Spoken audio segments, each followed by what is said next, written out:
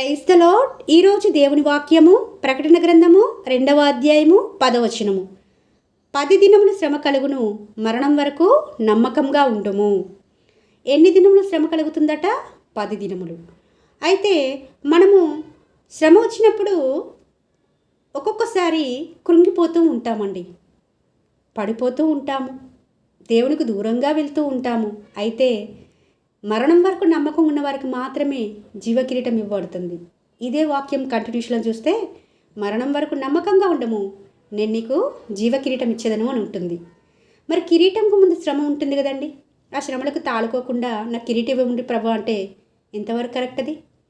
10 దినముల శ్రమ కలిగినప్పుడు తాళుకున్నవాడు, మరణం వరకు నమ్మకంగా ఉన్నవారు మాత్రమే ఆయన ఇచ్చే జీవకిరీటంను పొందుకోవడానికి అర్హులుగా ఎంచబడతారట. మన జీవిత కాలంలో చూస్తే అండి, విశ్వాస యాత్రలో, అనుదిన యాత్రా జీవితంలో ఎన్నో శ్రమలు గుండా వెళ్ళవలసిన వారుగా ఉంటున్నాము. మరి ఆ శ్రమల్లో దేవుణ్ణి ఆశ్రయిస్తున్నామా? శ్రమ కలుగక మునుపు నేను త్రోవ విడిచితిని, ఇప్పుడు సరియైన మార్గాల్లో నడుచుకుంటున్నానని అంటాడు కీర్తనకారుడు. శ్రమల్లో నీవు కృంగిన ఎడల చేతకాని వాడవవుతావని బైబిల్ సెలవిస్తుంది.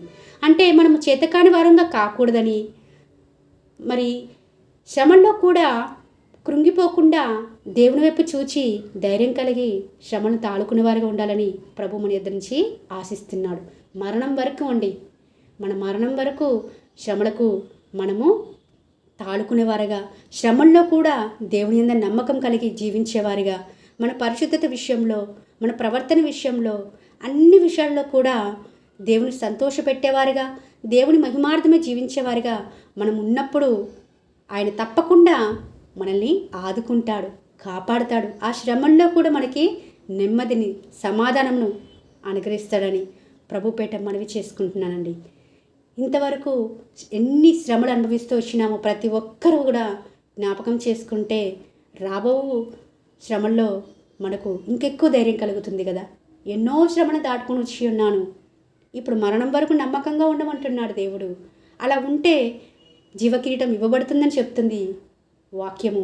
అలా ఉండడానికి మనమందరము సిద్ధపడలాగిన దేవుడు అట్టి రీతికి మన అందరినీ తన రాకడకు సిద్ధపరచాలని మనస్ఫూర్తిగా కోరుకుంటూ, మీ సహోదరి ఎలిజబెత్ రాణి.